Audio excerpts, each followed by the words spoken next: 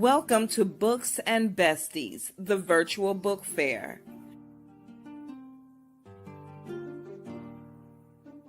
Share this link with others and get ready for something awesome.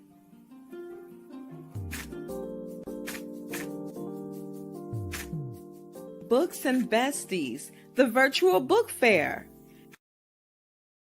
Good morning, good afternoon, good evening, whatever time zone you're in, whatever time of the day it is. Welcome to Books and Besties.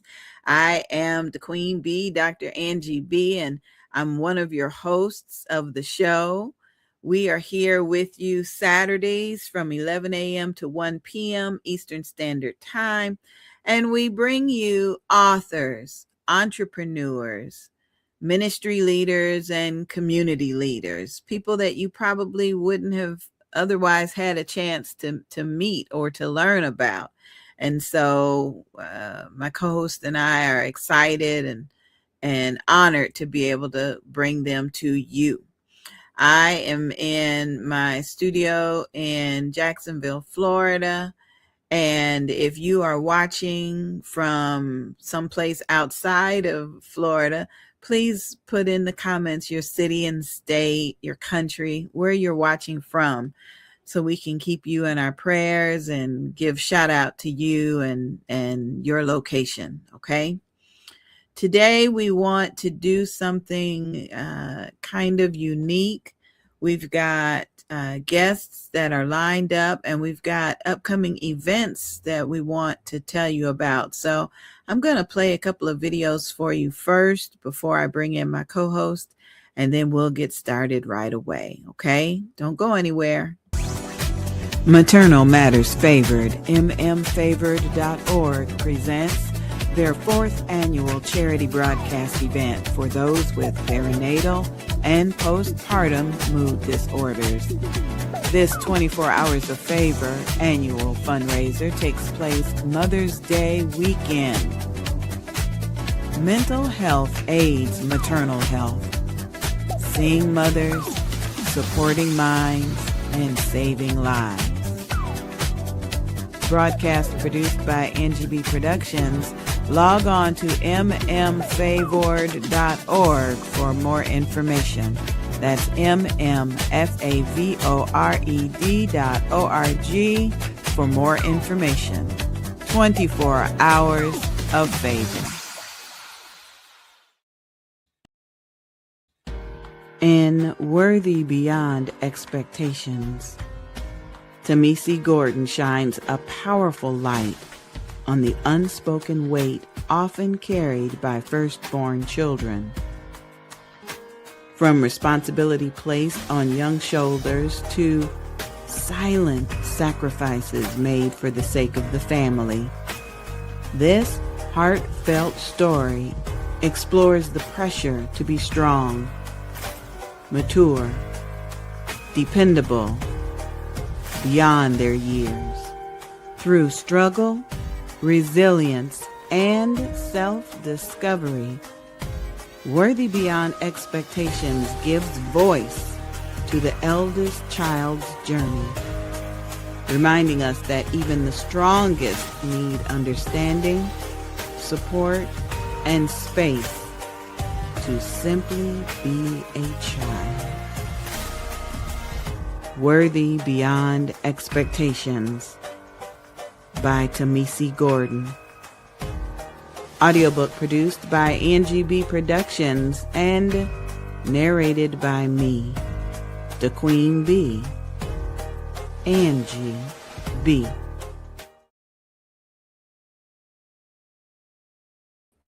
Yep, we got Worthy Beyond Expectations. You guys saw our exclusive interview with the author of that book. We interviewed her exclusively last week, and her book is now available. Just search for Worthy Beyond Expectations on Amazon, and you'll see it there. Later on in the show, we'll hear about Dr. Doretha Smith's book, and maybe a book or two that my co-host has written. So right now, let's bring in Author Avalon S. Brown. Hey. Hey, good morning, everyone. Good morning. on Good this morning. rainy morning. Is it raining? Yes, yes, yes. I tell you, April showers bring May flowers. I guess that's Right, what they say. right. Yeah, yeah. I am excited about our first guest, Bianca. She's here and she's ready to go. Man, her bio is something fabulous. You wanna you wanna read a little bit of her bio before we bring her in? Yes, Bianca is a nurse educator, a PhD nursing student, and a children's author inspired by her journey as a mother raising a child with ADHD. Through both her professional background and lived experience, she understands the challenges and growth that come with neurodiversity. She is also a co author of My Brain is My Superpower to help children see their differences as strength, encouraging creativity, energy, and problem solving as gifts to embrace. Oh my God. Welcome Yes. to the show, dear. Welcome. Thank you. Hi, Bianca. Hi, how are you? Good, good, good. So tell us about your journey. What's going on? So, or as you mentioned, I am a nurse. 2026 will actually make my 10th year being a nurse. I think August 2026. I am currently in school as a PhD candidate at Walden, and I'm still in the beginning stages of school. I started school last August. So, right now, like a lot of my assignments are based on what I want my dissertation to be about, which is I know neurodiversity is so broad, but that is the premises of where I want to go. And then I'll narrow it down once I get, to my proposal and things like that. But I was inspired by to write a book. It's always been a dream to write a children's book. And I have three children, a 13-year-old daughter, which who inspired me to write the book, an 11-year-old son, and a 5-year-old little girl. My 13-year-old is the one who has ADHD, and she was diagnosed in the third grade. As a nurse, because I'm a pediatric nurse too, I had experience with children with ADHD, but it's different when you're taking care of a kid for 12 hours and you read their history and then you go home, or send them home, or you go home, they stay at the hospital, versus living with a child who has it. And I always tell people I am no expert. So, no, I am not here to diagnose anyone else or to tell them about their child, just a mom who is living the experience currently. And it is a journey. So, my daughter was diagnosed in the third grade, and I knew something was wrong, and I was like, oh, the teachers keep calling and she's a disruption, or she's loud, or she just won't stay seated. And I could see it at home too, and it took me a minute to get her diagnosed, even though I was like, I think she has ADHD. And honestly, as a mom, I was afraid to get her diagnosed at first because I did not want her to be labeled. So Right. even when I actually got her diagnosed, I didn't tell her teachers for about 6 months. I didn't say anything at all. And I was like, well, we'll manage it at home. We'll do our research, do what we need to do. And I didn't say anything. So finally, after the 6 months, I was like, okay, I should probably be a little bit more forward with them. And I told them. Well, when the phone calls still start coming home, they would always start the conversation with, well, I know she has ADHD. And I'm like, let's stop that. I said, it's not a crutch. Yes, she has it. So me telling them was so we know how to move around, help her, pour into her a little bit more. Not for every time you guys call, we start the conversation with, I know she has this. And I was honest with them. I said, that's why I didn't want to say anything. Right. I live in Georgia. So this is when we were in DeKalb County. We moved to Gwinnett 3 years ago.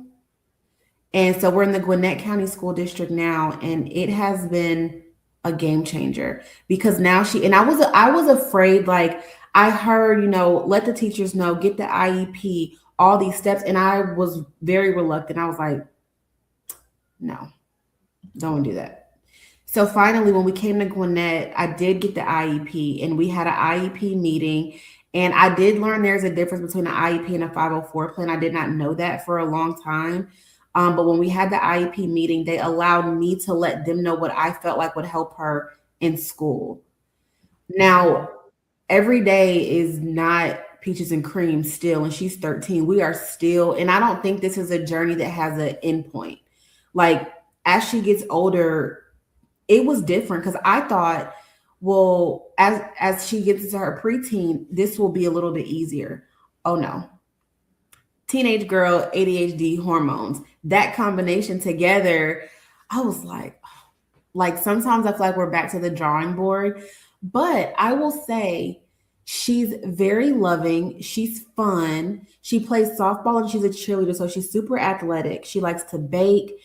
So I have to find ways to help her with the things that she likes to do too. So, you know, and I'm guilty of it too. Like sometimes I'm like, hey, you're doing too much. Like, oh, you're a little bit too much. And she said to me, she's like, Mom, I don't like when you say that. Mm. And I asked her why. She was like, she said, when you tell me I'm doing too much, it makes me feel like I'm always doing something wrong. Okay. So I stopped saying it. So when I got the idea to write the book, I co-wrote the book with my mom. And I was like, you know, not just for Kaylin, but for any other child, girl or boy who is dealing with ADHD, I think that if they learn how to feed into, that's why I called it my brain is my superpower. There's superpower in different modes. Like, no, you're not doing too much. Sometimes you may have really big emotions, but that's okay. Let's learn how to channel them. And in the book, it's called the rainbow mode. I'm like, if you're feeling fidgety, we called it the Zoom mode, right? So like I told Kaylin, it took her a while to read the book. I said, I dedicated the book to you, and she wouldn't read it for a long time, but she finally read it. And I was like, you know, the book made me think of her because I'm like, you have these different modes depending on what you're doing, but it is a superpower once you learn how to use them. I'm like, you have big emotions. She feels her feelings and everyone else's feelings, which is sweet. But I'm like, when you learn how to turn that into almost magic, people will get to see the loving side of you. I said, when you're in school and sometimes you may be overwhelmed, you feel like you got to go here, there, and everywhere. If you channel that into creativity, Yes, you won't be doing too much, you know? yes. So Right. I've learned to, and when I read the book, I was like, I told my mom, I was like, you know, sometimes as an adult, I have these modes too.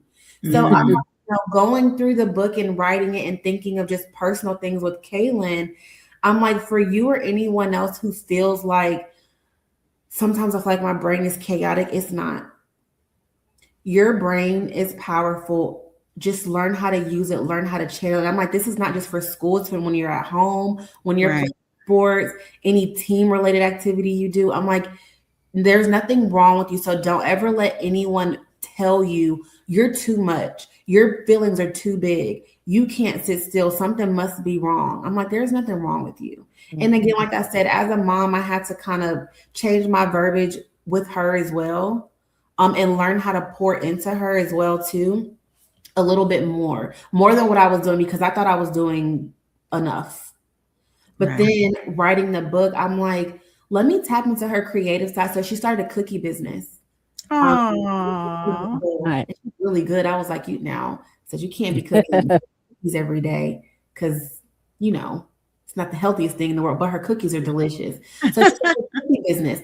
Fell in love. She sells cookies at schools. We've done some little pop-up shops before in the neighborhood, and she loves it. So I'm like tapping into her creative side, and what we're working on now is more organization and how to channel really, really big emotions. So I say all that to say too, it's still every day is a learning experience. There is no stopping point, you know, with this. So when I wrote the book, I just wanted every child to feel heard. Because now that I think that mental health is more of a bigger topic and people don't shy away, and even a lot of adults are getting diagnosed with ADHD later on in their life. So It's for mainly for children, yes, but if anyone ever reads it, one of my coworkers recently read it. She was like, I really resonated with your book as an adult. And she said to me, she's like, it made me feel heard. And I'm like, well, good. And she's a Mm. woman. So I'm like, that was my hope, is that if one child or anyone reads this book and they're like, I know anytime I walk into a room, I don't have to feel afraid that someone may think I'm just over the top, you know? Mm-hmm. So it was my one little project. My mom is amazing. She's the other author, Dr. Kim Marshall. I came to her, I said, Mom, I want to write a children's book, and this is what I want it to be about. And she said, okay, let's do it. Feet on the ground instantly. So I owe a lot to my mom in helping me with this book, because I really feel like she made my dream come true too. Amen. Amen. Yes, I'm telling Amen. you. Listen, before we keep going, how can our audience get in touch with you? Do you have a website or an email address I can put up on the screen? Can I put it in the chat box?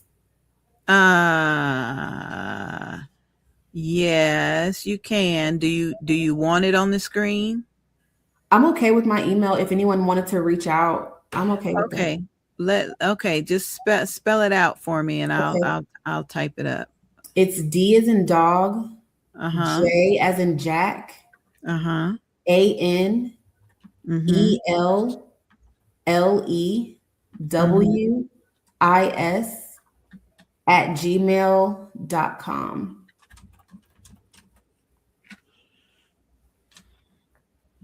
Okay, look at your name and see if I spelled it correctly up under your Yes, name. you did. Mm-hmm. All right, that's good. That's good. Now, what city are you in Georgia? I live in Lawrenceville, And what's the next largest city to Lawrenceville? Atlanta. Oh, okay. Because Mm. we're having shameless plug. We're having a beauty bazaar in Jacksonville, Florida in September.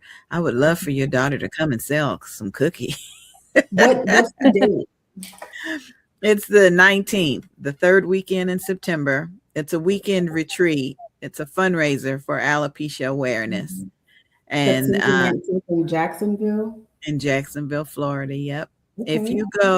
you go on Facebook and Mm-hmm. search for Bold, Beautiful, and Bald Beauty Bazaar, it'll Mm-hmm. pop up with all the information, the vendor information. That would Okay. be so cool to meet her, and you Well, too, of course. thank But you. yeah, we don't have anybody selling cookies. But listen, her Yeah, that would cookies be are nice. delicious. My favorite one, she does a Biscoff butter Wow. cookie, and she takes the Biscoff and she freezes like Biscoff balls, makes her batter, and then when she bakes it, she like the Biscoff butter ball melts into the cookie.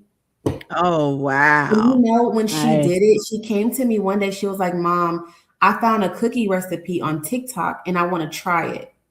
And I said, okay. And she tried one and then came up with all these different flavors. And that's what she's been doing. So she one day I said, well, let's buy a box, or show me what you need and I'll get it and let's see how it goes. And she hasn't messed up a cookie yet. Wow, nice, nice. Oh, that is wonderful. Tell us about why a children's book. I mean, I know it probably resonates with adults, but and the reason I ask is because Avalon has a slew of children's books, and she's encouraged me to write my first one. But why did you go that route? Honestly, my daughter, because it was what I was currently living in.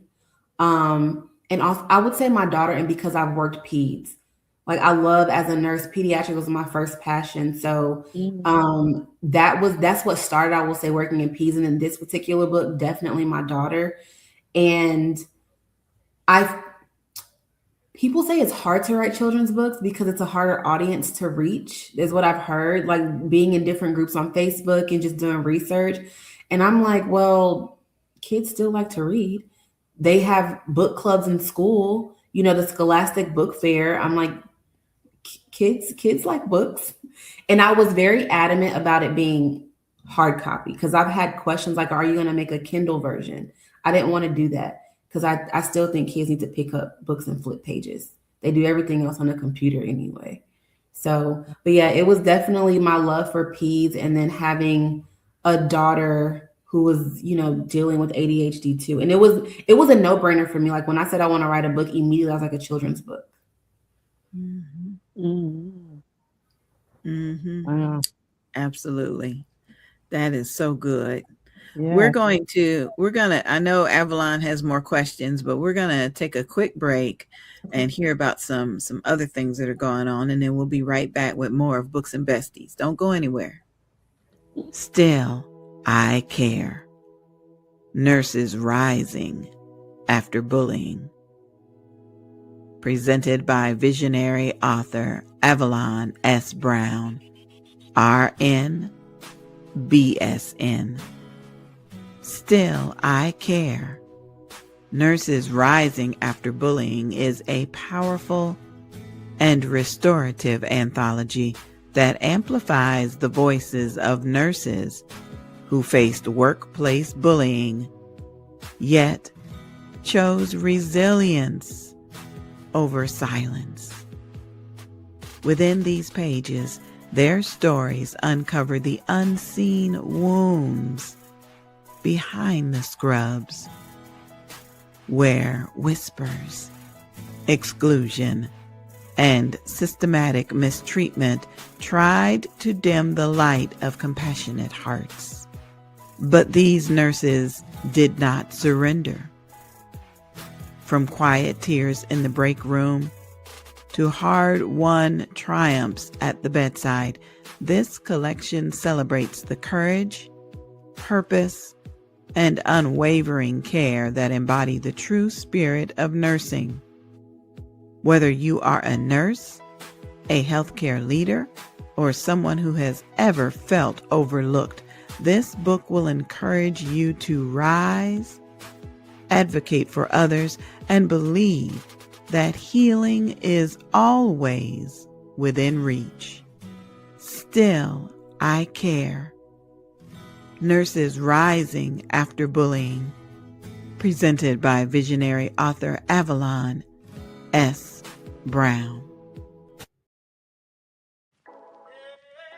Wake up and turn your Saturday all the way up with Mornings with Angie BEE.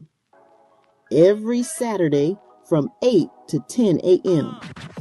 Angie BEE is bringing you the hottest and newest Christian hip-hop music with a message, beats that bless, and vibes that lift your spirit. Whether you're getting ready for the day or cruising through the weekend, Angie BEE's got your soundtrack, faith, fire, and flavor. Don't miss Mornings with the Queen Angie BEE every Saturday, 8 to 10 a.m. on City Worship Radio. Divinely Chosen, the Lord God with a Master Plan. Dr. Doretha Smith's book has an inspiring message of faith, purpose, and divine guidance through heartfelt reflections and spiritual insight. She reminds readers that God's plan is always perfect, even when life feels uncertain. This book is a call to trust in His timing, follow His directions, and embrace the unique calling He has placed upon your life. With wisdom grounded in scripture and personal testimony, Dr. Smith empowers you to step boldly into your God-given destiny, knowing you have been divinely chosen for a purpose greater than yourself. Divinely Chosen, the Lord God with the Master Plan, written by Dr. Doretha Smith. Search for Divinely Chosen Lord Master Plan on Amazon. And don't forget to leave a review. I tell you, we got so many new books that are out and upcoming events. We got so much news that I'm trying to get it all to you so that you can see it, and we don't want you to miss anything. So we've got Bianca Frank here, and we've got a message that came in through text. So Avalon, come on in. And then we're going to ask her the one question that somebody texted, and then you can get back to your interview with her.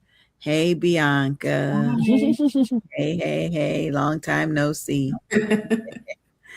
A viewer sent in a text, and they said, don't we all have some ADHD in us? And I wonder what's your opinion on that thought. I can see Avalon's face working. So that's a good question because I'll start here. When I got my daughter diagnosed, I learned that there's a difference between ADHD. To me is an umbrella. Again, I am no expert, but I've read a few things. ADHD is an umbrella. The symptoms in girls present differently than in boys. Oh. Also, the symptoms, a woman who has ADHD versus a man who has ADHD also is very different. So you will see a lot now, even on social media, like symptoms in ADHD women, or this is what ADHD looks like in this age group, and they were later diagnosed. Do I think everyone has a little bit of ADHD in them? That is hard to say yes or no, because in school, I recently did a discussion post, and there was a study, I believe, in Canada on women who had ADHD, and they were later diagnosed, but they had lived with it for so long. So what they thought was normal and maybe operating, and for example, in moments of chaos all the time, they're like, oh, I've been doing this for so long. I'm always all over the place. But they're like, oh, high functioning women, high performing women, they had just been going, and then they burn out, or they've been going, and they're realizing, why am I always like here, there, and everywhere? But they've been doing it for so long. But now that ADHD is a more discussed topic, they realize this stemmed a long time ago in childhood. And to be transparent, I was diagnosed when I was 30. I'm 34. I was 30 or 31. And it made sense. I am a nurse, and I would like to pat myself on the back and say I'm a great nurse. But in school, I did struggle. If I am reading, my brain, these words on the paper, I could read 2 sentences and then I'm up washing dishes. Or I can read a chapter and then all of a sudden I'm like, I had an appointment here. What did I do here? I got girl. Like, I would just be everywhere. Everyone is not like that. But I had been doing that for so long. And I even asked my mom, I'm like, girl, why you never got me tested? But back then they did not talk about ADHD like that. So it was almost like they didn't talk about it, and they didn't want their kids to be labeled with something. Right. Yeah. So while, and even when I was reading, I forgot the name of the sheet where I had to fill out to get Kaylin diagnosed, but I was reading it and I was like, I do these things. There's a diagnostic form, because I had to fill it out and take it to her teachers. And I'm like, oh my goodness. And I was like, I'm grown though. Like, I've been living like this my whole life. But some people can function way better than others. To answer the question, does everyone have a little touch of ADHD? I would not say yes. Because some people are far more organized and they can do what needs to be done and they are totally fine. For some, it is very difficult. It shows up in your work. It shows up in how your house may look. It may show up, and it's called ADHD and then executive functioning are the two topics that like go hand in hand. Oh, I've never heard of executive functioning. Oh, it's, a lot of people who are actually diagnosed with ADHD, especially kids too, they struggle with the executive functioning skills, which are time management, staying on task, organization, those 3 things. And I had started reading a lot more about it because that's what I'm hoping my dissertation can be on. So Yeah. Avalon, what are your thoughts? Well, for one, I can only speak on me. I don't have that touch of ADHD. Even when I'm at work or something like that, they always used to say, Avalon, you always strolling when you working. But my work get done. But mhm. that and they always think you nonchalant about stuff. You don't I never see you rushing around to do da da da da like the other nurses.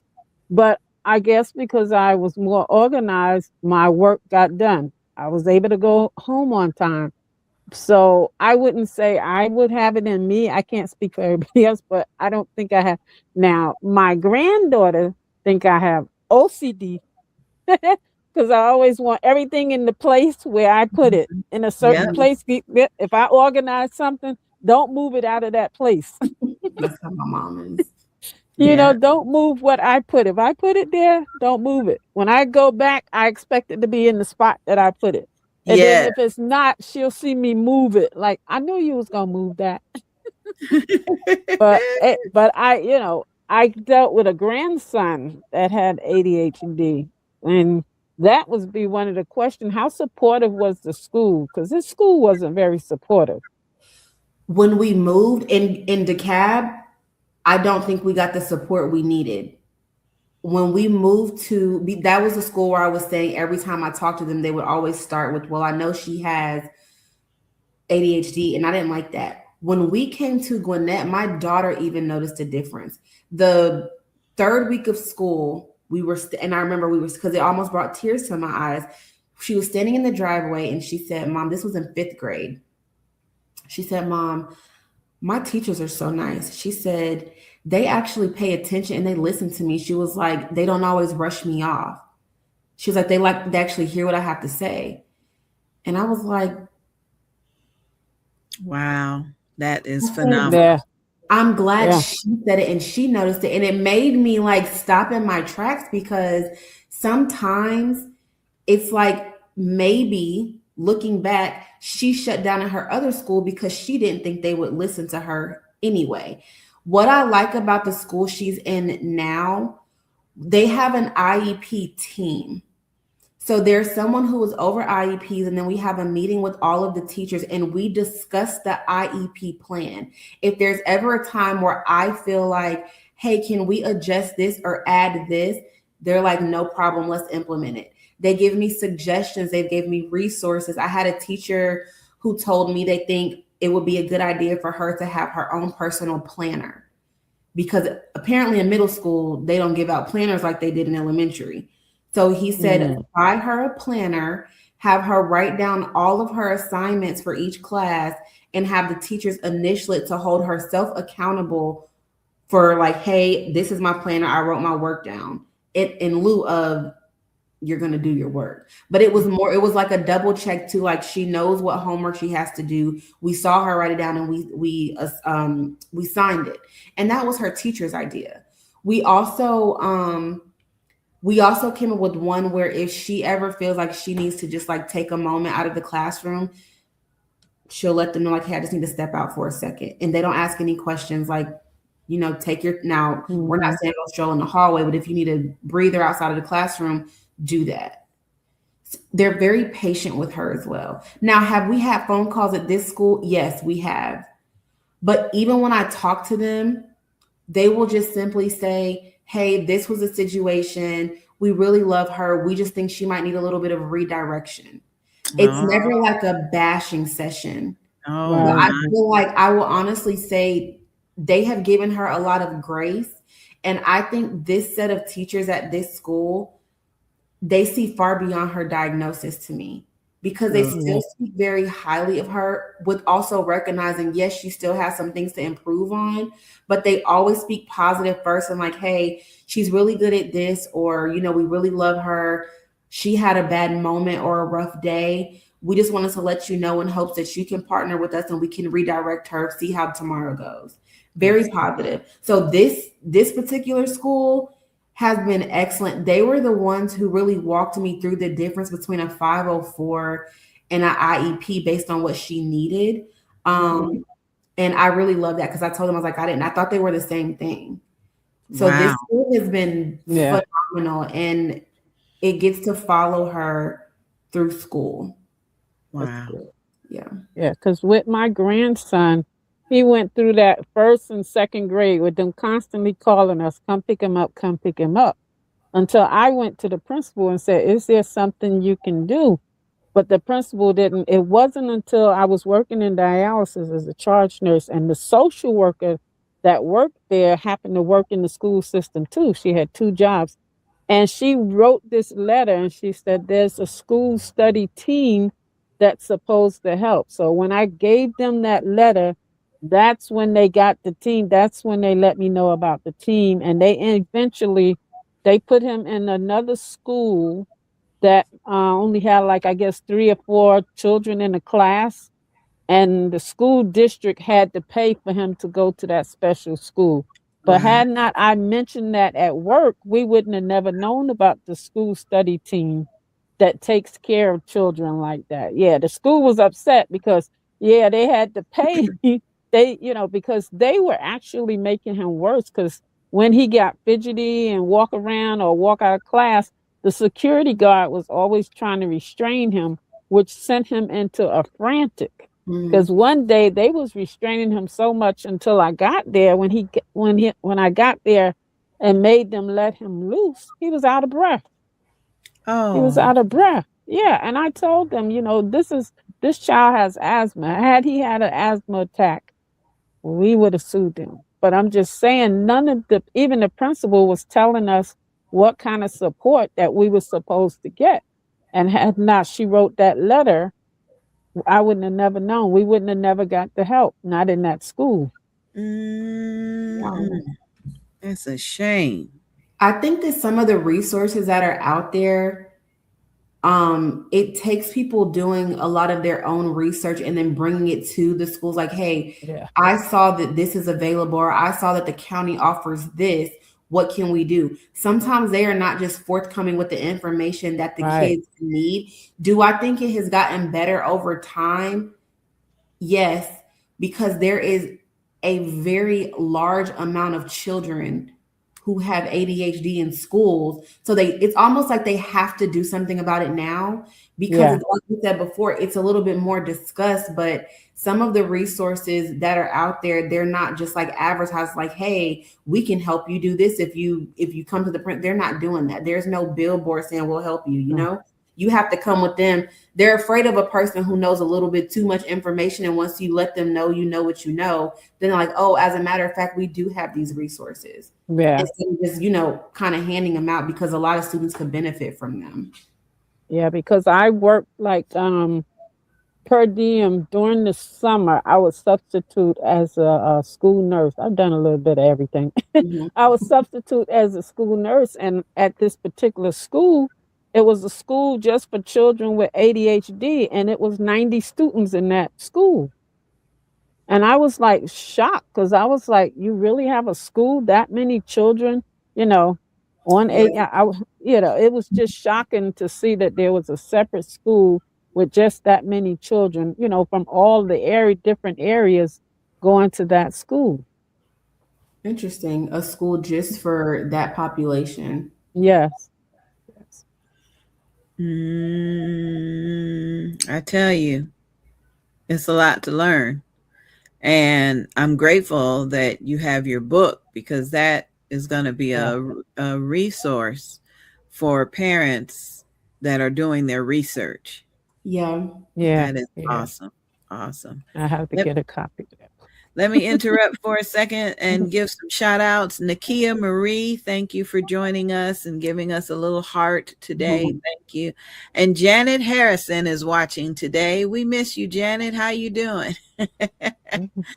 Shout out to those that are watching us on YouTube and on Angie BEE Productions on Facebook. Thank you so much. Thank you. Thank you. Yes. And Bianca is also a co-author in our upcoming anthology. All right. Yes. All right. What was that like, writing just a chapter? I told my mom, I was like, Mom, look what I'm doing. I was so excited. Just because I really like nursing education, and just to have the opportunity to share my views was for me enlightening. And I'm like, I'm I'm not a baby nurse anymore, but I mean, I have 10 years of experience, but just the things I've seen in those 10 years, and just to, if it touches one nurse, that was all I hope for. Because I think nursing changed after COVID a lot. And it's twofold. Nursing changed. We have a shortage of nursing, but they've also made, I feel like they've made nursing harder. And I always tell people it's still a rewarding career. I never had a plan B. So if my plan A for nursing didn't work, I'm not really sure what I would have done, because it wasn't like I want to be a nurse or a firefighter. No, I've only ever wanted to be a nurse. So Oh, I think some of the things I've seen and where nursing is now, I want people to still love the profession. I want the nurses who are in school to still want to be a nurse in their heart. Like, I'll tell anyone, please don't do this for the money. If you're here for that, you are in the wrong place. You have to love this career. You have to love taking care of people. One thing nursing taught me is to have a little bit tougher skin. Not lose my compassion, but have tougher skin. So to be able to share the views, and I really love the questions that were presented to us. I had fun. I had a lot of fun doing it. And I was like, I appreciate you asking me to be a part of it. Because at first I was nervous. I was like, now I've never done something like that. Now, yeah, I wrote a whole book. I've never done something like this before, but I had a good time. Like, I really hope it reaches the person who needs it with all the authors involved. Yeah. wonderful, wonderful. Do you have your book that we can see the cover? Can y'all see? Oh, Nice. move up just a little bit. Look, Oh, yes. How Yeah. That's beautiful. nice, isn't that? How beautiful. and then my favorite part of the book, it's a book. In the back there is a parent teacher guide, and then there's a final page just for the child. It's almost like a contract in a sense, and it just kind of lets them know, we see you, we hear you, and then they read it, kind of sign it. But there is the final page for the child, and there's a parent teacher guide. Like, if a teacher ever got a hold of the book, something that they can read through and work through with their students, it's like a little worksheet in the back. It was Nice. reflective questions. Nice. We called it the Super Mind Promise in the back. So Wonderful. my hope for the book is, I would really like to see this in like the Scholastic book fairs, so it's accessible right then. I also really would like to see it in schools. My daughter, last week, they have a book club at her school in her language arts class, and the teacher sent us a list of books they could choose from. And I wanted to reach out and ask, like, how do I get my book a part of that list of books for kids to choose from? Because all they're going by is reading the description on the book and picking one. So, because none of the books on the list I had ever heard of either, nor did my daughter. But I'm like, I really want this book to be in schools too, like, for, be a part of a book club for kids. So, and Wonderful. it's interesting because I'm not really a like forefront person. So this was a huge step to write a book and like put my face out there. I was like, oh gosh, I had Wow. the dream. Now I'm here. Well, congratulations, Bianca. We you. appreciate you for being our guest today. We've learned so much. Yes. And Yes. I look forward to you coming back when Avalon brings all her authors together. Yeah, we'll Yes. be able to do Yes. that I'm again. excited about that. All right, we're going to put you backstage. Hopefully you can stick around for a few more minutes. I want you to meet Spencer Hickson. Spencer has arrived and he is ready to come on board. Okay. Spencer is an identical twin and a stay-home dad with a passion for storytelling and character psychology. He Mm. began writing his debut novel, A Sinister Love, in 2011, which was published in 2024, followed by a second novel in 2025 and a third in 2026. He's also developing a romance web novel and continuing contributing to the horror genre, with work features in Panoply and an upcoming anthology, T. He draws inspiration from a wide ranges of experiences outside of writing. He enjoys painting, building wooden kits, and have spent 5 years as a board game reviewer. All right. Welcome to the show. Hello. Welcome, Spencer. My goodness. You had me sold at Identical Twin. You had me Yes. sold. What Yeah. city and state do you live in? I'm in Mishawaka, Indiana, Oh, what but is my identical twin is in Atlanta, Georgia. So there's a little bit of a difference. distance. Welcome to the show. Welcome. Thank you. I'm glad to be here. I want to go right in. I want to see a copy of your book. You got the book cover. I want to see it. This is one of them. I knew it. I knew it. The Sinister, Sinister Love.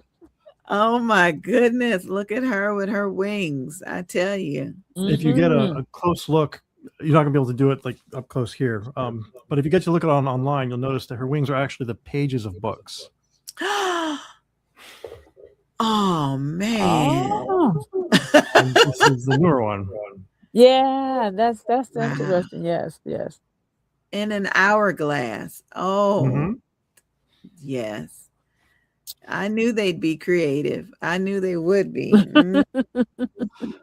I am very fond of my my artist. She's very good. How'd you find her? Nice. Okay.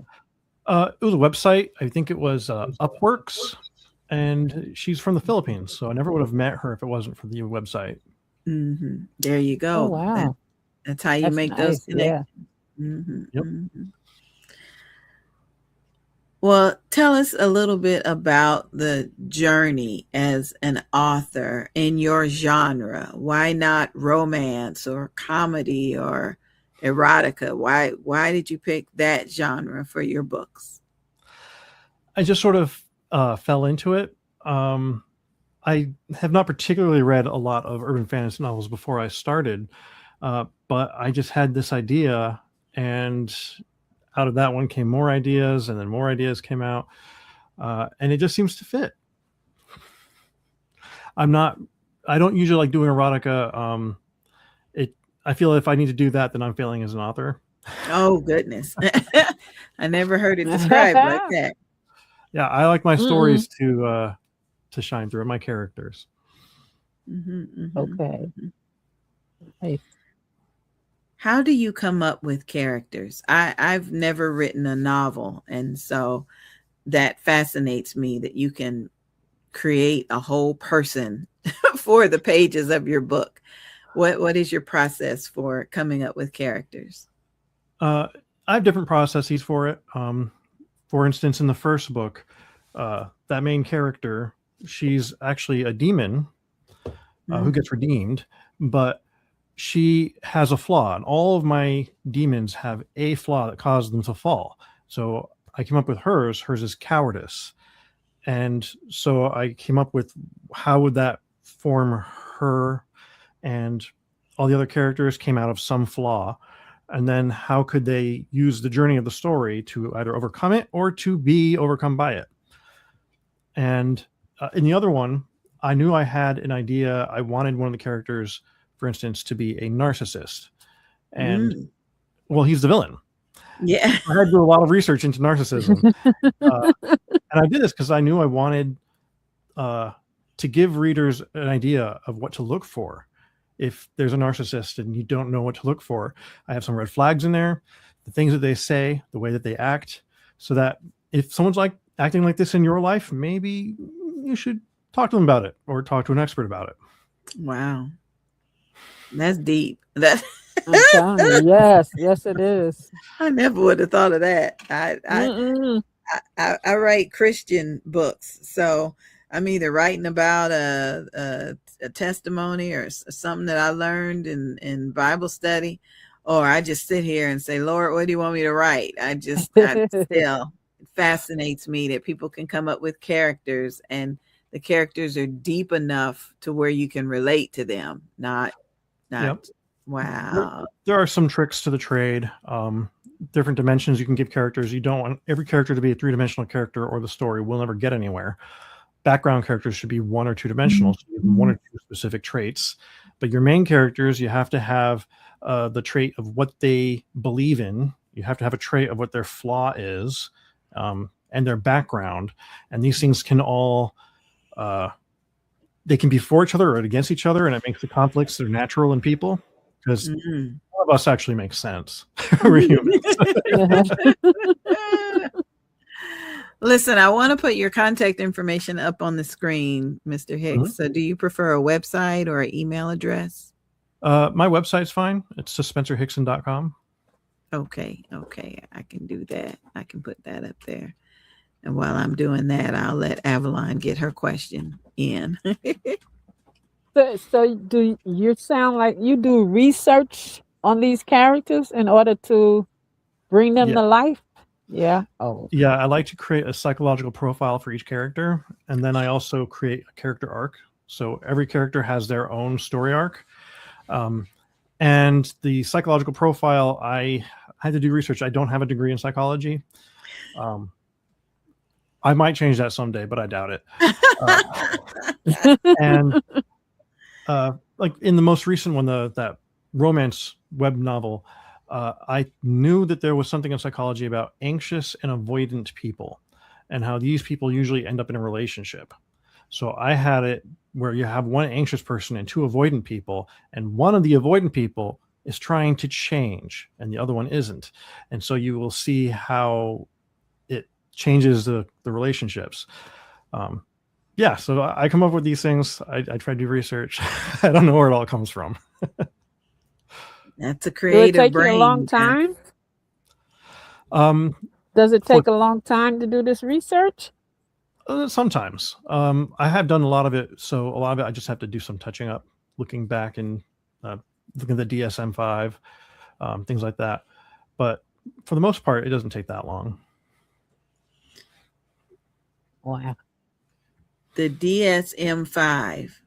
Oh, that's it's like the standard for psychologists to use and therapists and things like that. Okay. You sound like someone from my favorite show, Criminal Minds, trying to doing all that research. Yeah. Well, I have ADHD. And with it, there's, you get depression and you get time blindness and you get all these other things. And so I wanted to overcome it. I wanted to learn more about it. And that's one of the ways to do it. Unfortunately, it's not, they're still working on how to properly put it in there and categorize it. It's always a work in progress. But that's kind of, I guess, the start of the journey of going into the psychological profile, because when I started to learn all of the different things that ADHD does to someone, and I go, oh, that's me. Oh, that's also me. Oh, yeah. And then I go, okay, this is powerful stuff. Now, were you diagnosed as a child or an adult? As a child, I was, I think, 4 or 5. Wow. Yeah. I have a special young lady in my life who I knew as a child, but was not diagnosed until she was an adult. And she said to me that she could tell once the diagnosis came, she could look back and see, that was me. Women are generally better at masking it. And so they don't get diagnosed until later. And so that's what you're finding is a lot of women who are older are now getting the diagnosis that they should have had, 20, 30 years ago. Avalon, he was just saying that he has ADHD, but he knows that women can mask it better than men. And I wonder why. Funny story about that. I was diagnosed when I was 4 or 5, and I have a twin brother. And I was put on this very strange diet for a certain amount of time, and my brother wasn't. And looking back and doing some of the research, I realized I was in a study group, medical study. My brother was the control, and I was the one they were testing the medicine on, or the diet on, to see if it would affect ADHD. Wow. Wow. Yeah. Wow.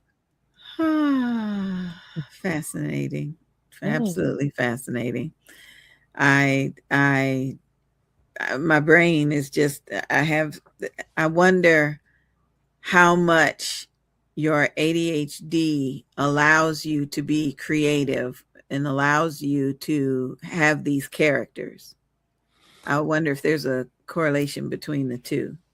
There is.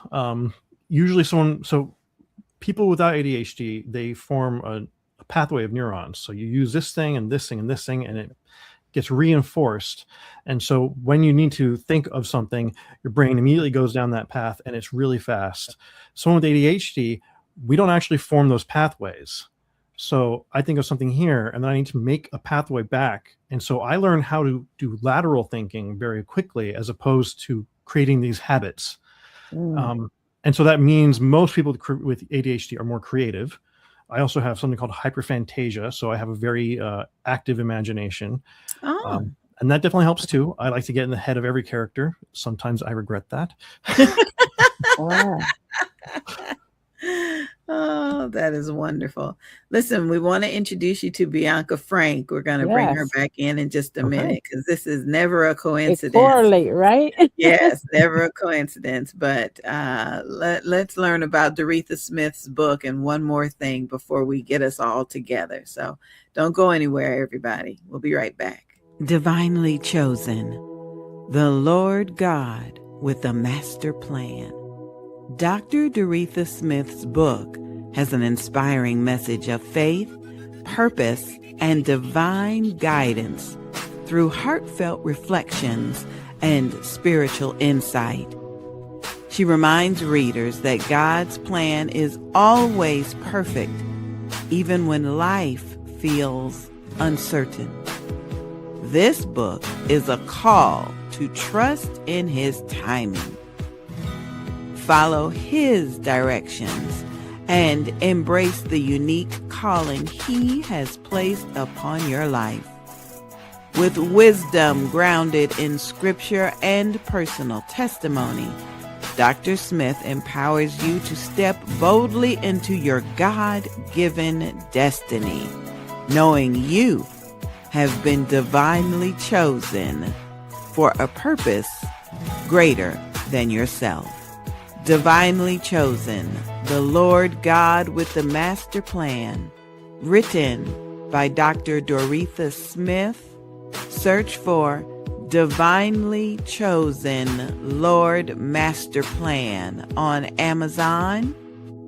And don't forget to leave a review. A Conversation with Mama. Many will come on this segment and they will come because they need to have a conversation with their mama. Amen.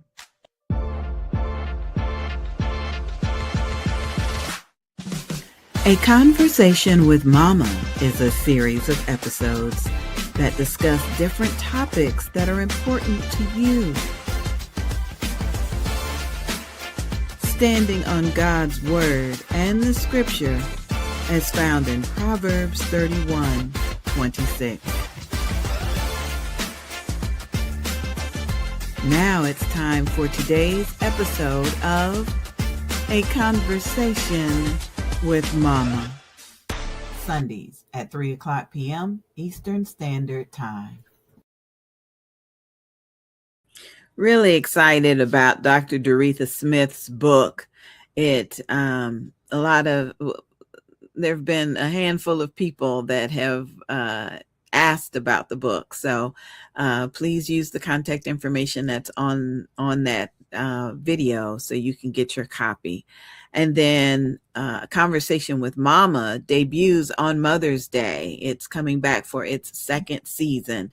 And those first few episodes that I've seen, my goodness, I'm just excited about what those two women are able to get across on screen so that you can feel the love of God through their program. So right now we're going to bring Avalon back in, and then Avalon, can you believe that Spencer and Bianca are talking about the same thing?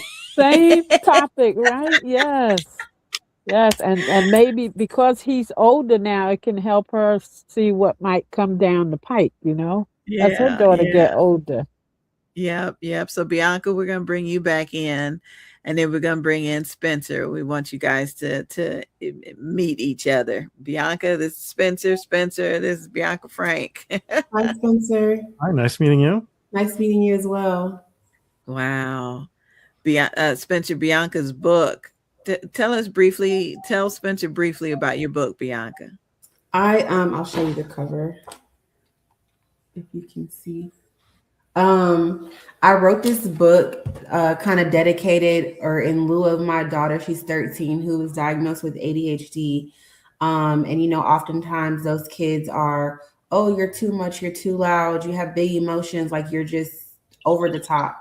So I titled it My Brain is a Superpower because I wanted to let her know it's not that you are too much or you're kind of living life a little bit too loud. Like if you channel your creativity, channel your emotions, like it can be a superpower for you. Just have to know how to use it. So I wrote this book, and in the book is about a little girl, Kaylee Johnson, and she has these 3 different modes. So it's zoom mode, turbo mode, and rainbow mode for her feelings when she's laser focused or just moving too fast. And she uses these different modes in school. She's in a brain super academy, so she meets other people who are just like her. And then she starts to help people out. And the purpose of the book is they go through a maze using their different modes to unlock something at the end. So yeah, this book it made me think of my daughter because she's 13. We're navigating all of the modes and probably some modes that I haven't thought of just yet. Wow. So it's been, like I was telling him earlier, every day is definitely a journey for her. And as a mom, navigating it, I'm still learning how to, help her. And me, myself, I was diagnosed with ADHD at 30 or 31. So, but I had just been living with it without a title for so long. So. I love the fact that Spencer said women know how to say that again, Spencer. Women know how to. They're better at masking it. Yes. Masking, not handling, but masking. Yeah, that's a perfect description. Perfect. I'm very bad at masking it. Masking is hard though. It's exhausting. It takes a lot of exhausting because it's almost like you're out here in the world because you don't want people to necessarily detect it. So you put on this shield to appear normal. Meanwhile, your brain is going insane. Wow. And one of the hallmarks of ADHD is we don't have as good emotional regulation. So our emotions are actually stronger than other people's. Mm-hmm. So when you're out there masking it and suddenly you feel alone, and that actually is multiplied even more. So it makes it even harder to mask it. Yeah. Yeah. I mean, I commend you being able to do it. I can't. I think as an adult, I can mask. My daughter cannot. No, it's harder to do it when you're younger. And actually, one of the interesting things right now is probably a problem for her, but will eventually become a big superpower, is social interaction. So she'll do something more than likely that will embarrass her. And because she feels that embarrassment more, she's much more likely to learn how to avoid it in the future.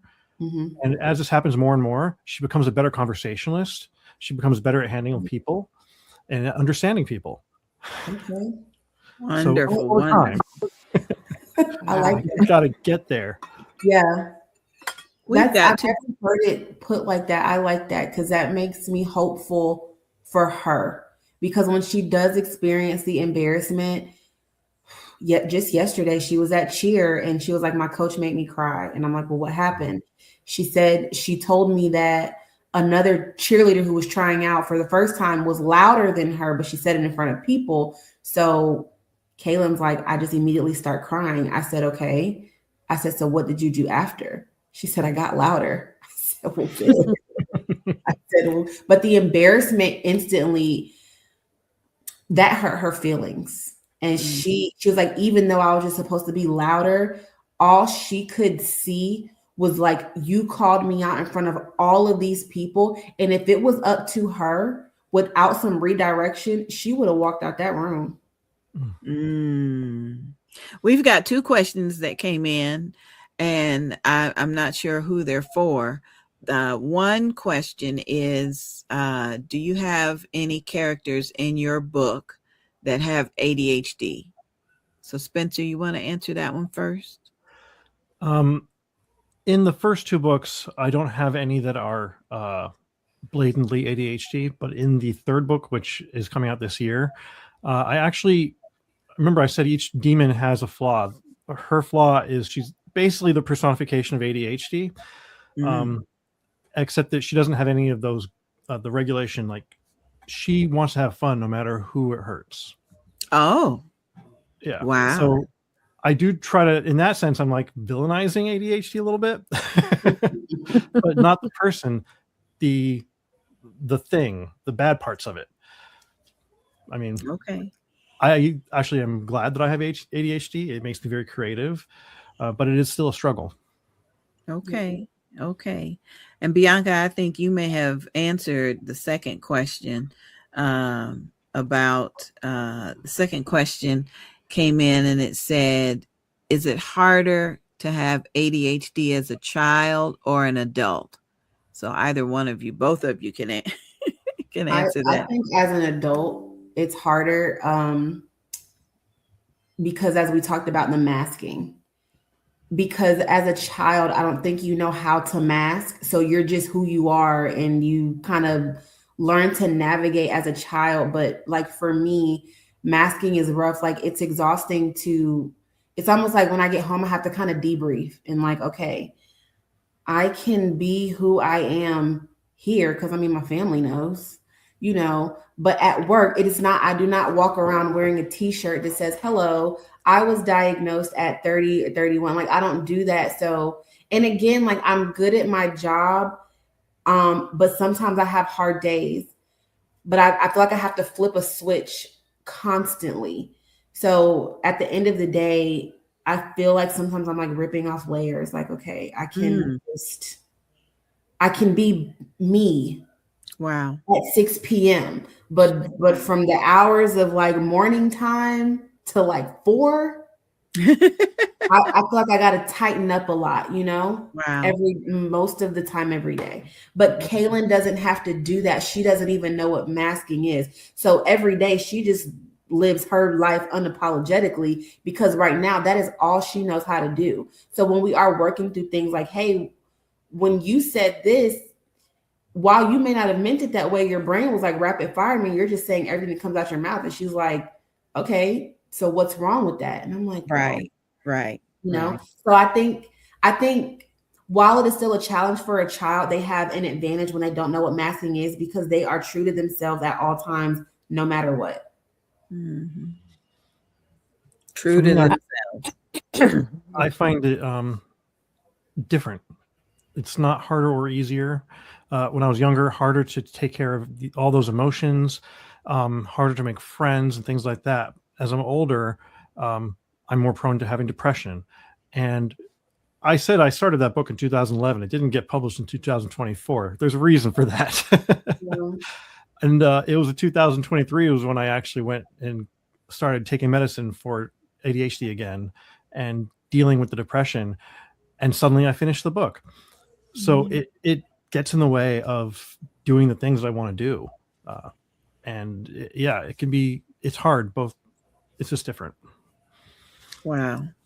I think I'm trying to understand the masking part. Exactly what is going on there when you say you're masking? I think for me to put it in maybe plainer terms, I don't want to call it fake. It's almost like I don't want someone to ask me, do you have ADHD? Mm-hmm. So I do my very best to Like, I will make a checklist so I can make sure that I like dot all my I's and cross all my T's. Because if I don't, I'm more prone to probably missing something or a lot of things. I've tried to function without checklists, and it's probably not a great idea. Like at home, I don't make a checklist. I just kind of fly by the seat of my pants because I feel like it's more accepting at home. At work, I can't do that. Also, in my profession, I take care of people, so I definitely can't do that.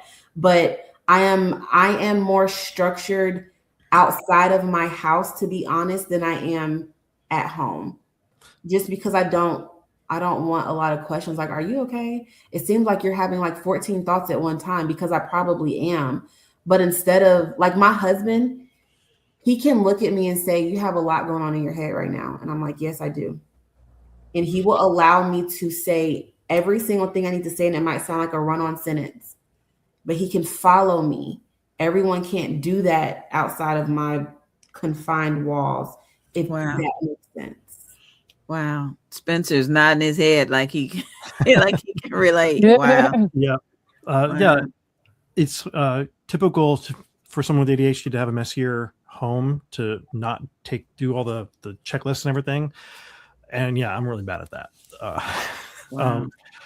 For me, I understand someone with ADHD needs to keep their emotions inside. They're trying to mask it, which, is very hard for a kid.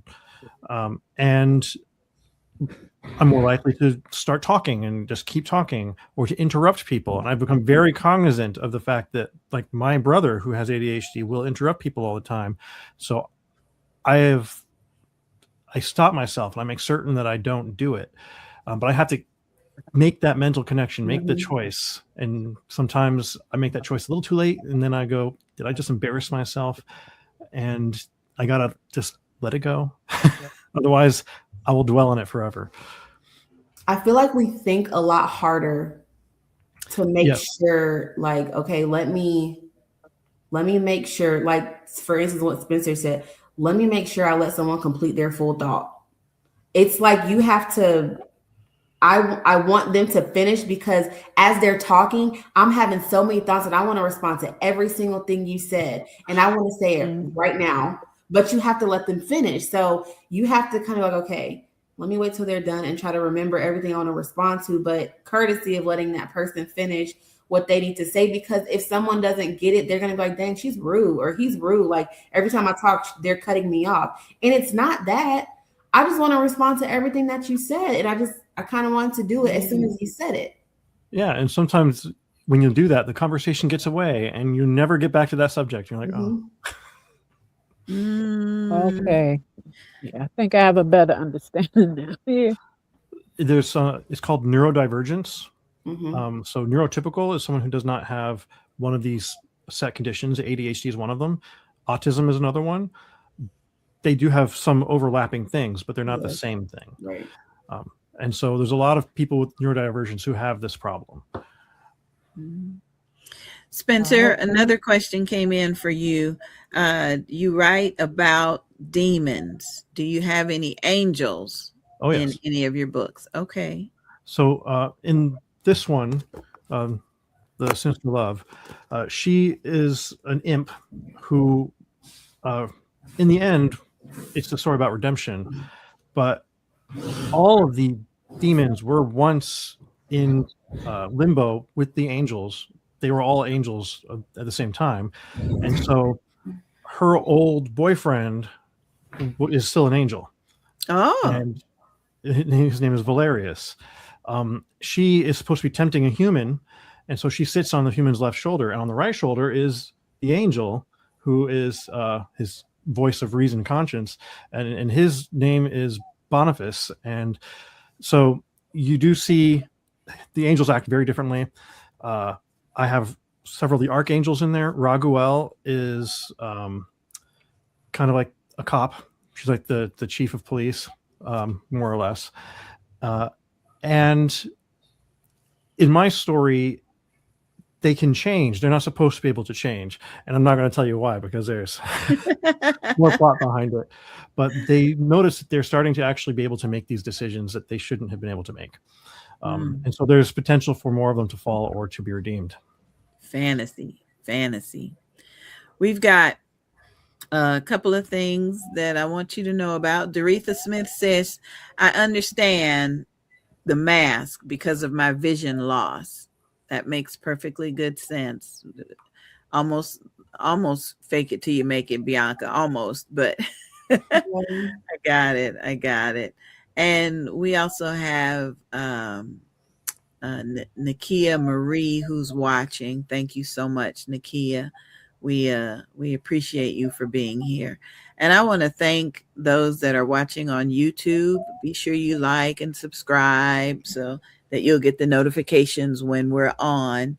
This is Books and Besties, and it looks like Jeffrey Lee will be joining us in just a little bit. So I'm excited about that. Let me do this one thing because we got just a couple of videos that I need you all to see. We're going to play these videos and we'll be back with more of Books and Besties in just a minute. Mommy, why do I have a cold? Written by Avalon Soulette Brown. Dedications. This book is dedicated to all of my grandchildren.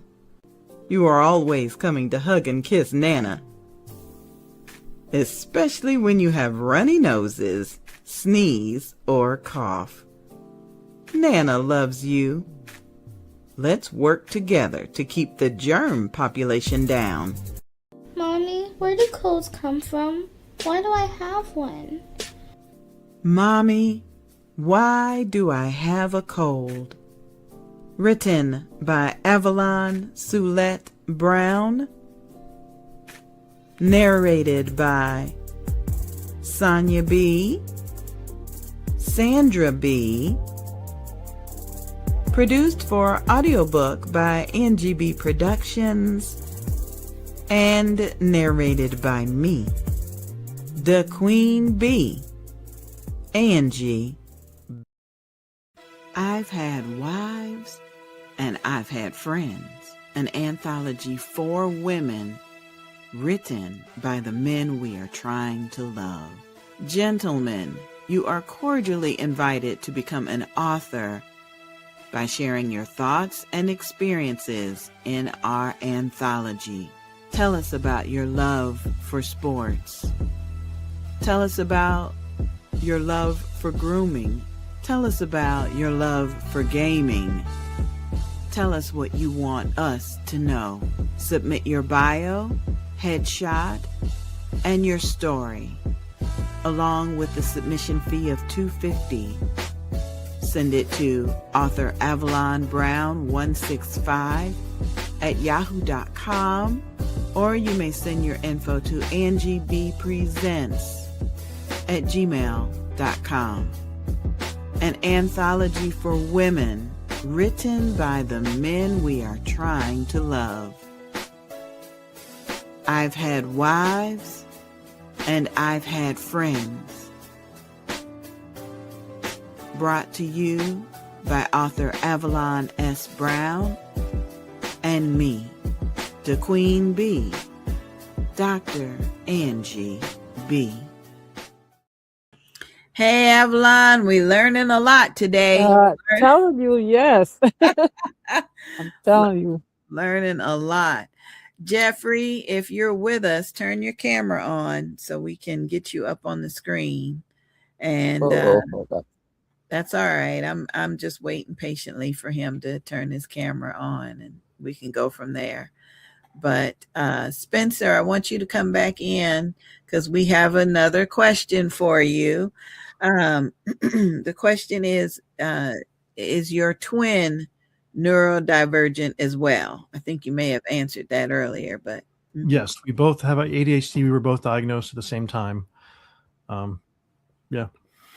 Wow, I tell you, I admire those that raised you because we're still learning.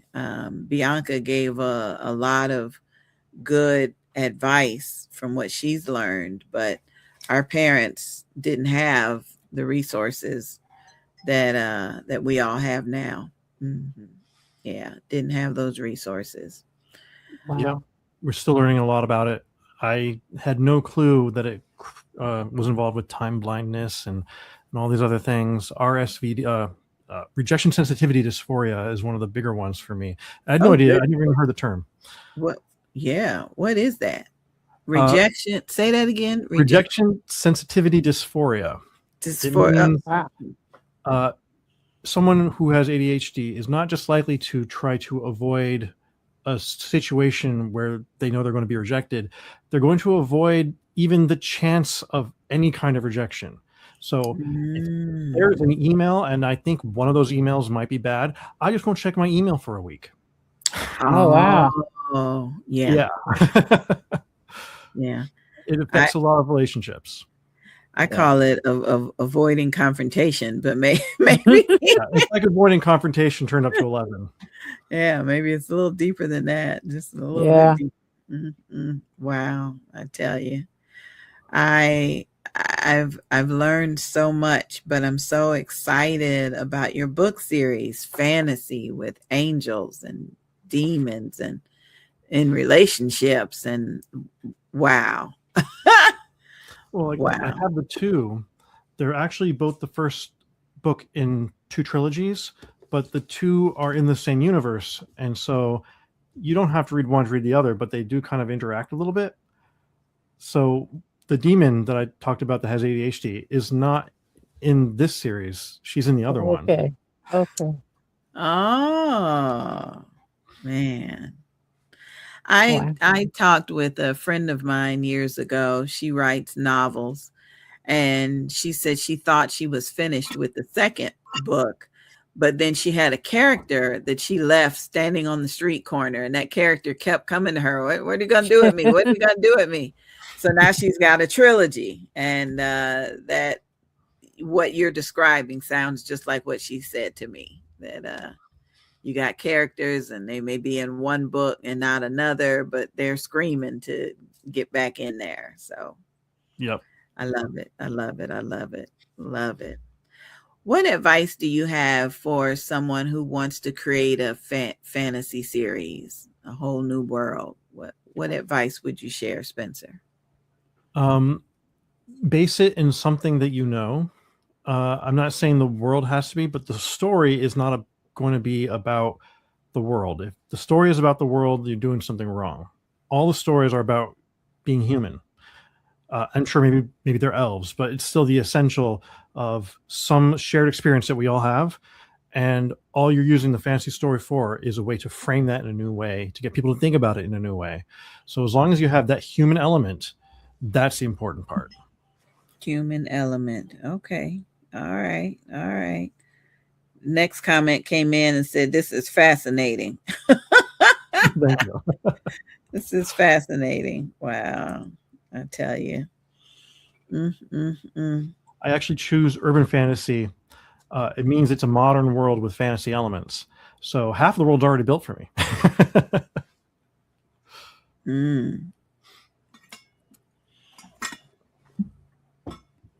Yeah, you answered this question. Is there medication to treat ADHD? It's one of the more treatable conditions that we have. They have different kinds of medication, stimulant and non-stimulant. I'm currently on one called Vyvanse.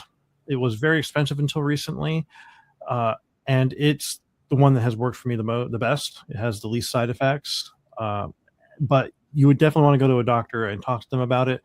The old-fashioned Ritalin, methylphenidate. There's also dexmethylphenidate and lismethylphenidate. There's Strattera. Yeah, there's a huge list of these medicines, and they all come with side effects. Yeah, and also it's very common for someone with ADHD to have depression. So depression has some of the same symptoms as ADHD, so they do get conflated, or even they build on each other. So you want to take care of the depression as well. That can sometimes mean more than just medication. I also have a therapist. Oh, yes. Or getting a physical trainer, because I know I'll never go to the gym unless I have someone who's actually going to kick my butt if I don't go. And keeping your body healthy and active helps your brain, and it makes it easier for the depression and things like that. Absolutely. Absolutely. Okay, next question for you. Are you self-published or do you have a publisher? And So I'm indie published. okay. It's like 75% self-published, and then I have someone who takes care of distributing it and formatting it, things like that. I could have him find editors and beta readers and things like that for me. So sometimes it does help having someone in your corner. Yeah, have someone extra just looking over everything. That is good. The difference between an indie publisher and a small publisher is a small publisher will take anything that you send them. An indie publisher will vet it and decide whether or not they want to print it. Okay. I didn't know that. Yeah. I'm learning something new every day. I've done a lot of research into this. I've actually taught some kids. I've taught a few classes on it. And I'm always willing to learn more and to teach it to other people so everyone can, know what's going on. Absolutely. Bianca, we're going to bring you back in. I think this next question is for you. So the question basically said, how do you help your daughter? And do you and your daughter have similar symptoms? So that's funny. My husband used to tell me that me and my daughter act alike, and I'm like, no, absolutely, we do not. But I do see some things in her, and I'm like, oh, maybe there's some things there. What I've started doing with her is I bought her a whiteboard that I can like almost Velcro attach to her door, and we make checklists. And we're very routined.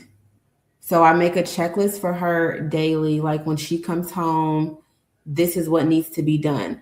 It's the satisfaction of checking a box that she did it.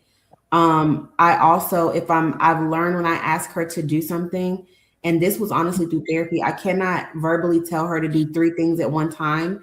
Even if they're simple tasks, that's too much. So we do checklists. I give minimal direction at a time. We also have a hard, like, for instance, cell phone stop. Your phone is off at 9 p.m. on the dresser. Don't use it. Our schedule does not fluctuate on a day-to-day basis. She wakes up at the same time for school every day. School is the same time every day. She gets home at the same time every day. We have an afternoon routine that unless she has a sporting activity, we do not deviate from. I also keep a calendar of the week on the refrigerator for everyone to see what we're doing, the household the ones who can read because the 5-year-old can't, but yeah. So everyone knows this is our schedule for the week. And the one thing I think that's helped her a lot is the checklist. So there's not a lot of guesswork. These are the things you need to do when you get home. I tried this. I no longer expect for her to just come home and know what to do, even though we do the same things every single day. I make that list. She's also started asking me more questions like, can you help me stay more organized? She also has a checklist in her room. It's almost like a daily checklist. When she gets home, clean your room, clean your bathroom, make sure you're ready for the next day in detail.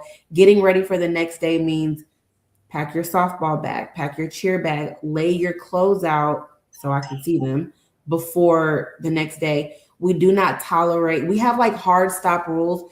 Whatever you lay out that night is what you need to wear in the morning. Mm-hmm. If you put it out at night, you do not change your clothes in the morning time unless the weather does something super drastic. Don't fidget through your dressers in the morning. And we've started recently doing like affirmations. It's a lot of conversation, and the older she gets, the more I feel like, not in a bad way, that she's a little bit more needy the older she gets, but the checklist and the daily schedule, we don't differ too much. There's something about change she can't get with. So we don't do a lot of switch ups in our schedule. It's very routine. Okay, sounds good. Your schedule is set, and it's the routine is there, and Yeah. that helps. Okay. I like that. I like that. Avalon is a grandmother. You have grandkids and great Great grandkids, right, grand. Avalon? Yes. Mm-hmm. Mm-hmm. So I think that would work with anyone. Not to say that not to diminish what you're saying, but I know with my kids when they were little, and with little nieces and nephews, trying to get into a schedule is a really important aspect of maintaining sanity. Yeah. Yeah, yeah. Avalon, you have any other questions for our guests? No, no, they've answered all my questions. This has been very interesting. I learned a lot Mm-hmm, mm-hmm, more than I knew when my grandson, he's 26 now, but I mean, during the time he was going through that, I learned a lot. I understand him even more now because of, as an adult, listening to the two of them having ADHD as adults, mm-hmm, mm-hmm. because in my mind, I'm always thinking about the children. So, I Yes. never focus. Oh, we lost Avalon again. No problem. Nope, she'll be back. She'll be back. And our next guest, Jeffrey Lee, says that he's having issues with his camera coming on. So hopefully we'll get him squared away within the next few minutes as well. So a fantasy book and a reality book from Bianca. We got fantasy from Spencer and reality from Bianca. I so appreciate both of you. It's just Avalon, I was just saying I appreciate both of them for where they're coming from. Spencer with the fantasy and Bianca with the reality. Right. Yes. It's just incredible. Just Sorry, the rain here is bothering my internet. We're not getting along. tell Keeps me popping me in and out. what city and state are you in? Are you in Avalon? Avalon. What city and state are Yes. you in? I didn't hear you. What city and state do you live in? Oh, I'm in New Jersey, Newark, New Jersey. Yep. So they got rain in Newark. Well, Spencer, I want to invite you to be a part of our anthology that Avalon and I are working on. I've had wives and I've had friends. So Mhm. Avalon, I'll send you some information on that. And Bianca, what is your next book project you think you're working on? So my mom and I were talking, and we actually think we want to do a sequel. Mm. So a part two of this book, and the way the book ends, it will our hope is that it'll be more the main character, her name is Kylie. The book two will be more about her leadership skills after she moved on from the Brain Superpower Academy. So Mm. Okay. we're thinking we'll do a book two. I also, and I, before I had a little bit more confidence, I actually wrote another children's book for like a younger, like 5-year-old pre-K kindergarten. I wrote the whole manuscript and then I deleted it. Oh, And purposely? You did I, it intentionally? yes, I did. Oh, I wow. was so scared. I was like, what if no one reads it? I said, I don't know. So I was like, I wasn't ready. Well, what I forgot was I sent my best friend a Google Doc of it. So when I told him I deleted it, he was like, no, you didn't. I'm like, yeah, I don't have it. He said, I do. And I was like, oh, I Good. Oh, yeah. need that Nice. back. So There's your rejection sensitivity just for you right there. I was like, oh Yeah. no, don't do this. So I intentionally deleted it so I wouldn't go back and like keep reading it. So I got rid of it completely. Well, he still has it. So I think now that I've done my brain is my superpower and I feel better, I feel more ready. I would like to publish my book for the younger kids as well, since he found my manuscript. That is wonderful. Wonderful, Yes. wonderful, wonderful. Yeah, yeah. An example of that dysphoria right there. I Oh never my. looked back. If he hadn't told me he had it, I was like, oh well, it's what's done is done. I was like, that's gone now. But I think I'm also in a better place. I think it's writing a book. It takes a lot of courage to put yourself out there once you write it, because it is those fears like, well, what if no one likes it? What if no one ever reads it? What if it doesn't sell? All the what ifs. But now I think for me, it's more just an accomplishment to have written it and publish it and get it done. Even if one person in the whole universe just reads it, I am okay with that now. Back then, I was not. I was nervous. So, but now I feel a little bit more confident in what I'm doing in my project. And really it's for me. Like, it's an accomplishment for me, like to say I wrote this, I loved it, and I'm putting it out there for anybody, So That makes sense. That putting it out there for anybody. Excited about that. Spencer, did you have any questions for Bianca? No, I don't think questions. I do want to say having ADHD means you're more creative, easier to make the book, but also definitely makes it harder to get it out there, because you're worried no one's going to read it. Just yesterday, I lost a reader, and I was done for the day. I was depressed, and it hurts. It's very hard.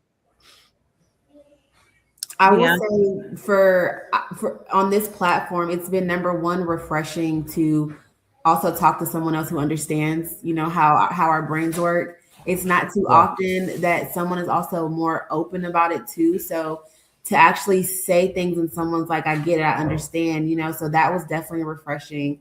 And also for your books, I think it's super cool that you write fantasy.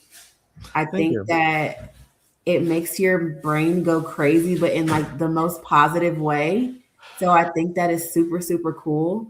And I would love I don't know or can I get your book off of your website? Yep. I'd love to read it. Yeah. Yeah. And I admire you being able to make, is it fiction or nonfiction, creative nonfiction? It's creative nonfiction. Creative nonfiction. Yeah. I have my head around a creative nonfiction piece. It's very personal. It's going to be the most difficult thing I've ever written. Yeah. I admire that you're able to do it. Yeah. It's and I think one thing I want to get better at, I mean, also I work, full time, and I have a family, but in our next home, whenever that may be, I want like a writing nook, because I think when I have my moments where I just need to like release on paper, I could write for hours. Sometimes that's difficult just with the hustle and bustle of everyday life. But like, I'm in school, and when they're like, write a discussion post, I'm dragging. But if you give me a sheet of paper and like write or like a writing prompt, and I can just go crazy with it, I love it. Wow. Love it. Wow. Yeah. Wow. That romance novel, 50,000 words, I wrote it in 1 month. Wow. Oh goodness. And editing it. Wow. Yeah, because I just got in the zone. Wow. I just kept going. That hyper focus Oh is my very good goodness. for writing. Hyper focus works in our favor sometimes. Yes, it does. Did you sleep? Did you eat? You just Right? I slept, and sometimes I ate. Avalon and They I just struggle to forgot. get to That's a 10,000 lot. words. Yeah. That's a lot. Yes. In a month. Yes. 50,000 words. But you know what I'd like to ask Bianca? It has nothing to do with your book. Because you have the ADHD and the way you was explaining it. Mm-hmm. Does it affect you at work? You know how, with nurses, you have 2 or 3 doctors come and give you an order at the same time. Does that bother you? Funny enough, no. No, because work is so I have 2 jobs. When I work at the hospital, that doesn't bother me. Mentally, I take care of people. So I feel like I know that I cannot mess up in that arena, but I go to work and do the same thing every day too. So at my hospital job, it's this particular floor it's very routine. So when I walk in and look at the schedule and look at my patient load or whatever room I'm in, I know I can almost predict how my day will go. So I know what to expect already. Where my ADHD has affected me in work sometimes is, I think we lost her again. Go ahead. She can watch the replay. Where it has affected me at work is in my other job. To be honest, I work remotely for a nursing school. Because I have so much autonomy there, that affects me more because it is up to me. I get my assignment on Monday. I know what to do on Monday. It needs to be done by Friday. So I have between Monday and Friday to do everything they're asking me to do. And sometimes I will wait until Wednesday to do everything that I should have been started on Monday. So then what am I doing? On Wednesday, I'm up super late doing all of the things that I should have done on Monday. And I have fallen behind, or yes, I have missed a step grading work because I'm like, oh, I just should have started this earlier. So I will say, honestly, I've gotten better because I've had a few conversations. And it's not that I don't know what I'm doing. I just put it off. I just kept saying, I'll do it tomorrow. I'll do it tomorrow. I'll do it tomorrow. But when I'm at the hospital, I can't do it tomorrow. Right. It has to be done right then. There is a time block of when this patient gets into your room, we have to do this case. We have to stop, move on to the next one because there's someone following behind them. So it's just way more routine and structured. And essentially, I'm honestly following someone else's rules too. So in my brain, I'm like, I have to do it because if I mess up here, it makes our whole day run behind. My remote job, I have too much time of my own. That's the time blindness. Yeah. With ADHD, you can't really understand how much time something takes.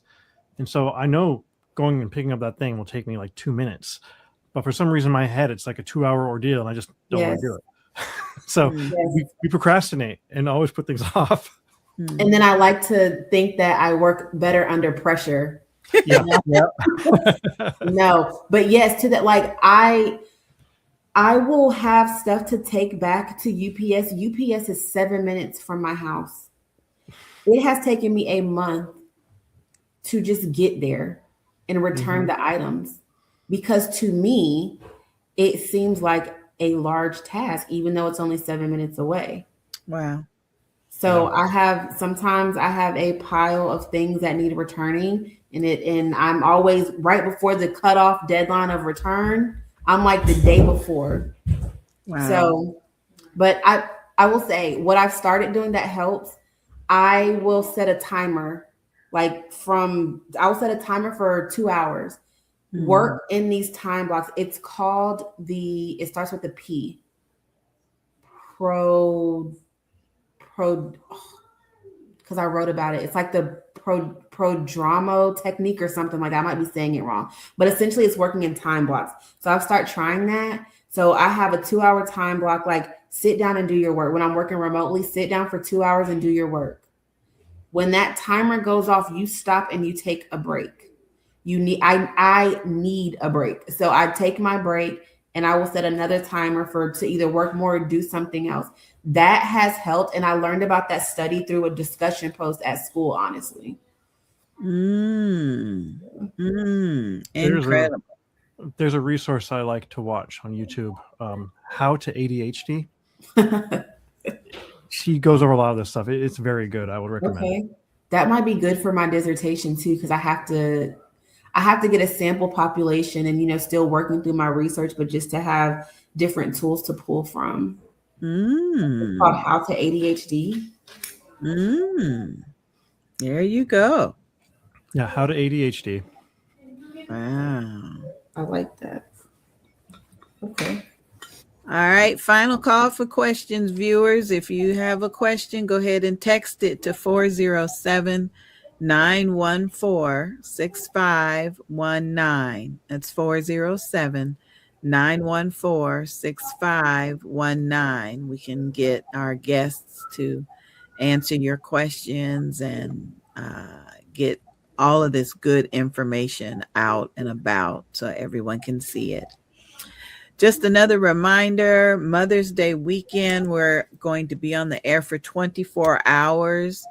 Avalon is going to be my cheerleader to help me stay awake for 24 hours.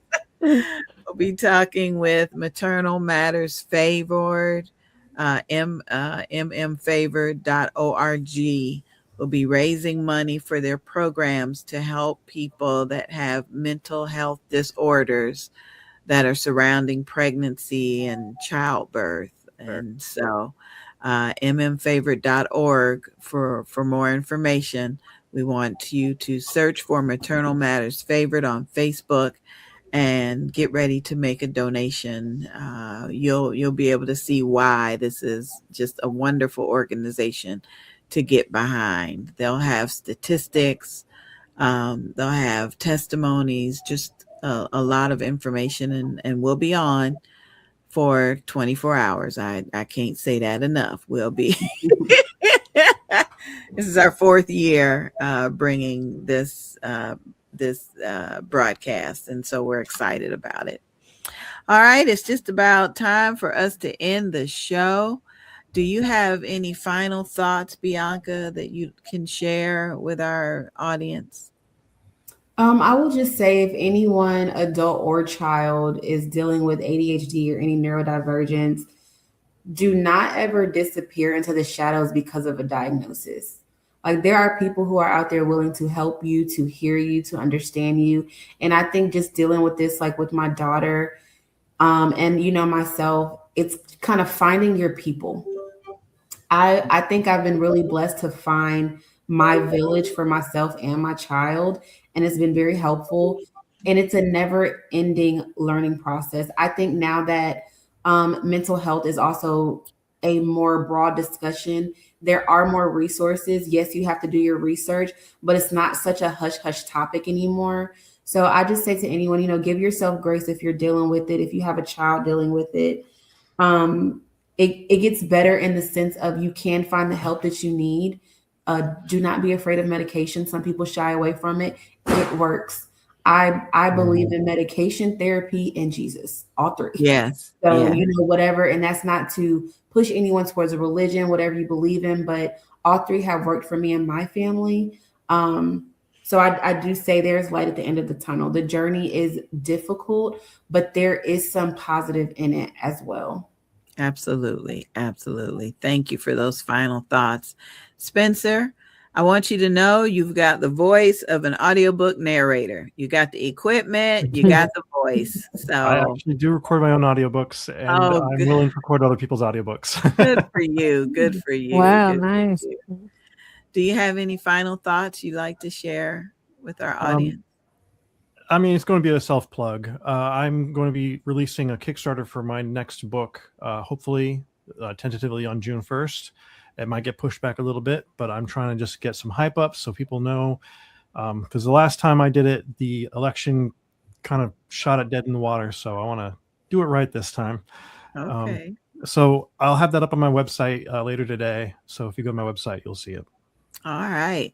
Spencer Hickson, SpencerHixon.com. Thank you both. We appreciate you, and we're going to release you now so you can enjoy the rest of your Saturday. Thanks, Bianca. Thank you for Thank you very coming. much. Yes. I had a Thank good you. time. Appreciate you, dear. Wow.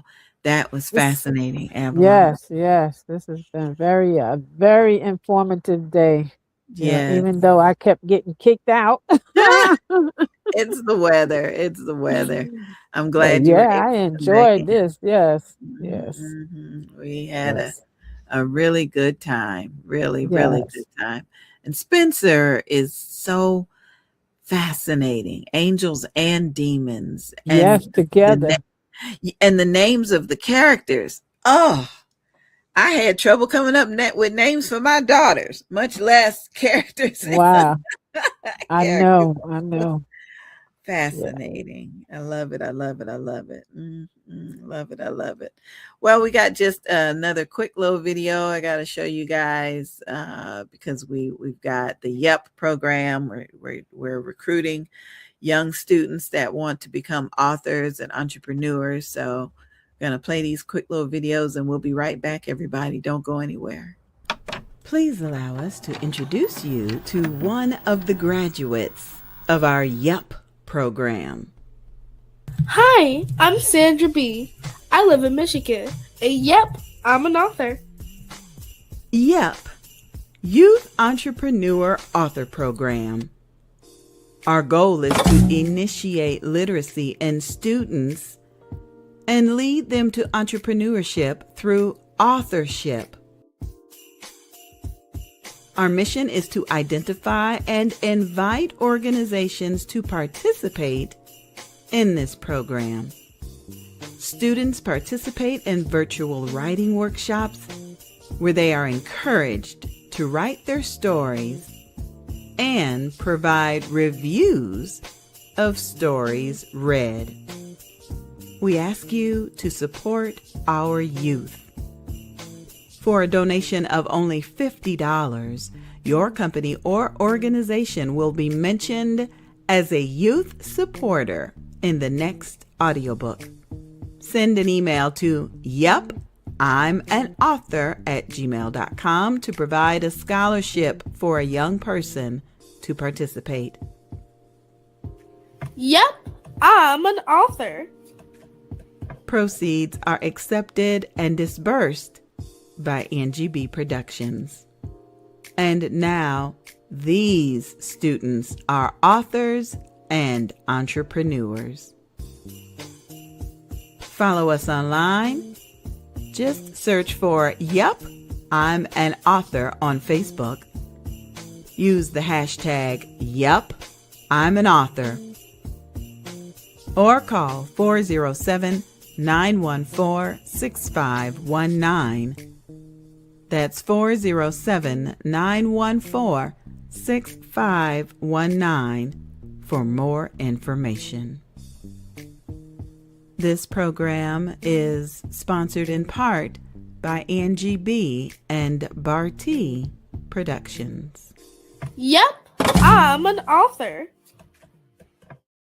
It's nice to be able to work with students so that they can become authors as well. So recruiting students, if you have any questions, just get in touch with us, 407-914-6519. All right, Avalon, bringing you back in so we can get ready to get out of here. I appreciate everything that you do for this show, Avalon. Thank you so much. Oh, you're welcome. You're welcome. Thank you. Thank you.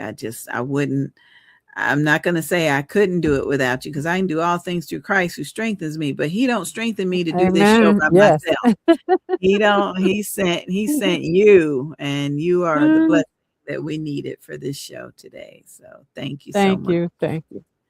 All right, everybody, if it's the Lord's will, we'll be back on another Saturday from 11 a.m. to 1 p.m. with Books and Besties. Have a good weekend, everybody. Bye-bye.